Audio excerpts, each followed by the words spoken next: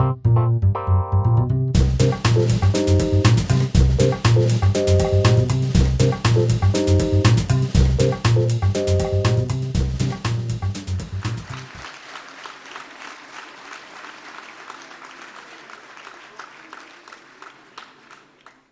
camarades, recevez les salutations fraternelles des agents FO EHPAD Les Fontaines Valenjoux.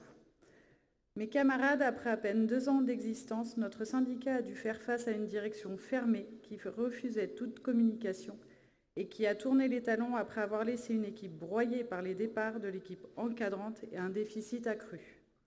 Après l'ère du chaos, nous sommes depuis mars rentrés dans l'ère du régime sec avec le directeur par intérim. Son objectif, redresser les comptes. Nous ne sommes plus des agents mais des dossiers à suivre et les résidents sont devenus des produits ou des charges. Après avoir alerté la direction sur la dégradation des conditions de travail, l'autoremplacement systématique, la multiplication des jours de travail en mode dégradé, les multiples rappels sur repos, RH, CA, fériés, l'équipe est épuisée et les arrêts se multiplient. Pour seule réponse, nous avons eu de belles paroles, le dénigrement de nos droits, de nos libertés et de l'expression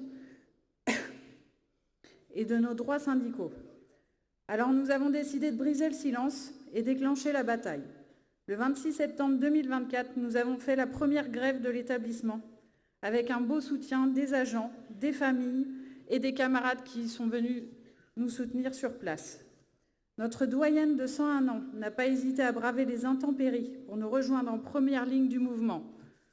Suite à cela, comme par magie, des remplaçants ont été recrutés. Des intérimaires sont arrivés en renfort. Si nous n'avons pas encore de date pour un plan de stagiairisation, nous ne lâchons pas. Nos collègues en poste depuis 10, 7 ou 5 ans en CDD et CDI doivent être sécurisés sur leur poste. Nos ASH en soins doivent bénéficier du NBI. La bataille va être longue, mais désormais les équipes ne laisseront plus faire. La direction va devoir nous écouter. Faire des économies au détriment des résidents et des agents, il n'en est plus question. Le directeur des Fontaines va devoir faire avec nous pour avancer au risque d'être le capitaine sans matelot pour maintenir le bateau à flot. Les Fontaines revendiquent aujourd'hui et continuera à revendiquer pour des moyens humains, financiers, pour une prise en soin bienveillante de nos résidents. Nous voulons le respect des droits des agents et de la réglementation, la stagiairisation des contractuels et une augmentation réelle du point d'indice. Ce n'est que le rapport de force qui nous permettra d'arriver à la satisfaction de nos revendications.